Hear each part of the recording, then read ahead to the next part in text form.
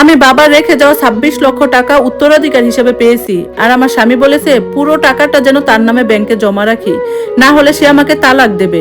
আমি বললাম এটা আমার বাবার রেখে যাওয়া হক, আমি আমার নিজের হিসাবেই রাখবো। তখন সে বলল, তুমি যতদিন আমার স্ত্রী ততদিন তোমার আমার আলাদা কোনো টাকা নেই, সব আমার নামেই থাকবে। বাবা মারা যাওয়ার পর বুঝতে পারিনি বুকের ভেতরে সুখটা একদিন এত বড় কষ্টে পরিণত হবে। যাকে এতদিন আমার সবচেয়ে বড় ভরসা ভেবেছিলাম, সেই মানুষটাই যে একদিন আমার সবচেয়ে বড় ভয়ের কারণ হয়ে দাঁড়াবে, সেটা কখনো কল্পনাও করিনি। বাবা তার জীবনের সঞ্চয় থেকে আমার জন্য রেখে গিয়েছিলেন 26 লক্ষ টাকা। টাকাটা আমার কাছে শুধু অর্থ ছিল না, ছিল বাবার শেষ স্মৃতি, তার ভালোবাসা আর আমাদের ভবিষ্যতের নিরাপত্তা। কিন্তু আমার স্বামীর আশাদের চোখে এই টাকাটা ছিল যেন নতুন জীবনের দরজা, যেখানে আমি নেই, আছে শুধু তার নিজের স্বপ্ন আর লোভ। সেদিন বিকেলে ড্রয়িং রুমে আমরা দুজন মুখোমুখি বসেছিলাম, পুরো ঘর জুড়ে অদ্ভুত একটা নীরবতা। সেই নীরবতা ভেঙে রাশেদ ঠান্ডা গলায় বলল, কাল সকালে ব্যাংকে যাব, পুরো টাকাটা আমার নামে জমা হবে। আমি প্রথমে ভেবেছিলাম ও হয়তো মজা করছে, কিন্তু তার চোখের দিকে তাকিয়ে বুঝলাম সে একদমই সিরিয়াস। সেই চোখে ভালোবাসার কোনো ছাপ ছিল না, ছিল শুধু হিসাব।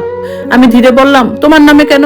এটা তো আমার বাবার রেখে যাওয়া সম্পত্তি, আমি আমার নিজের অ্যাকাউন্টে রাখবো, আমাদের তো কোনো অভাব নেই। আমার কথা শেষ হতে রাশেদ হঠাৎ উঠে দাঁড়ালো। তার গলার স্বর এত জোরে উঠলো যে পাশের ফ্ল্যাটের মানুষও হয়তো শুনতে পেয়েছে। অভাব নেই মানে? তুমি যতদিন আমার সংসারে আসো তোমার আমার বলে কিচ্ছু নেই। আমি এই বাড়ির কর্তা, টাকা যদি আমার নামে না রাখো তাহলে এই সংসারও থাকবে না। কাল ব্যাংকে যাবে, না হলে তালাকের কাগজে সই করার জন্য প্রস্তুত থাকো।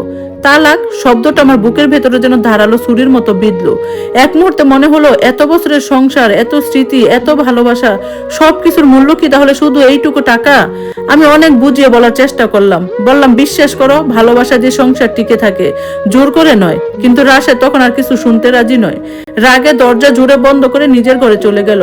যাওয়ার আগে শুধু বলে গেল, তোমার হাতে 24 ঘন্টা সময়, এরপর সিদ্ধান্ত আমিই নেব। আমি রান্নাঘরে গিয়ে চুপচাপ দাঁড়িয়ে রইলাম, চোখের পানি থামছিল না। মনে হচ্ছিল বাবা যদি আজ বেঁচে থাকতেন তাহলে হয়তো আমাকে এভাবে একা দাঁড়িয়ে থাকতে হতো না। ঠিক তখনই ফোনটা বেজে উঠলো।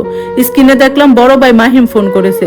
চোখের পানি মুছে স্বাভাবিক গলায় কথা বলার চেষ্টা করলাম, কিন্তু ভাই আমার কণ্ঠ শুনেই বুঝে গেল। কি হয়েছে, তোর গলাটা এমন শোনাচ্ছে কেন? আমি আর নিজেকে সামনে রাখতে পারলাম না, শুরু থেকে শেষ পর্যন্ত সব খুলে বললাম। মনে মনে ভেবেছিলাম ভাই নিশ্চয়ই আমার পাশে দাঁড়াবে, কিন্তু তার উত্তর শুনে মনে হলো আজ আমি সত্যি একা। দেখ রাশেদ তো তোর স্বামী, সংসার করতে গেলে অনেক কিছু মানিয়ে নিতে হয়, টাকা তো শেষ পর্যন্ত সংসারের কাজেই লাগে। এত বড় একটা বিষয় নিয়ে সংসার ভেঙে ফেলিস না, একবার ওর কথাটা শুনে দেখ। ফোনটা কেটে দিয়ে আমি অনেকক্ষণ নির্বাক হয়ে বসে রইলাম।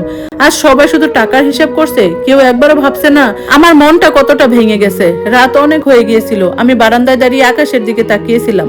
হালকা বাতাস গায়ে লাগছিল, কিন্তু বুকের ভেতরে আগুনটুকু নিভছিল না। সেই রাতে আমি একটা সিদ্ধান্ত নিলাম, ভয় পেয়ে আমি কোনো অন্যায়ের কাছে মাথা নত করব না। যদি রাশেদ ভেবে থাকে তালাকের ভয় দেখি আমাকে সবকিছু ছিনিয়ে নিতে পারবে, তাহলে সে আমাকে এখনো চিনতেই পারেনি। পরদিন সকালে ঘুম থেকে উঠে দেখি রাশেদ পুরোপুরি প্রস্তুত। হাতে গাড়ির চাবি ঘুরাতে ঘুরাতে শান্ত গলায় বলল, শেষবার জিজ্ঞেস করছি ব্যাংকে যাবে নাকি বাবার বাড়ি? আমি ধীরে ধীরে ব্যাগটা হাতে তুলে নিলাম, তারপর চোখের দিকে তাকিয়ে শান্ত গলায় বললাম, ব্যাংকেই চলো। আমার কথা শুনে তার ঠোঁটের কোণে বিজয়ের হাসি ফুটে উঠলো।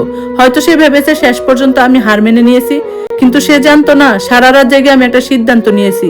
এমন একটা সিদ্ধান্ত যেটা কাউকে ঠকানোর জন্য নয়, নিজের অধিকার রক্ষা করার জন্য। পুরো পথ জুড়ে রাশেদ একের পর এক পরিকল্পনা করছিল, এই টাকা দিয়ে কি ব্যবসা করবে, কিভাবে নতুন গাড়ি কিনবে, কার সঙ্গে কাজ করবে, সবকিছু সে বলছিল নিজের মতো করে।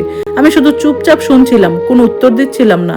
মনে মনে শুধু অপেক্ষা করছিলাম ঠিক সেই মুহূর্তটার জন্য। ব্যাংকের সামনে গাড়ি থামলো, আমরা দুজন ভেতরে ঢুকে একজন কর্মকর্তার সামনে বসলাম। রাশেদ আত্মবিশ্বাসের সঙ্গে নিজের জাতীয় পরিচয়পত্র বের করলো।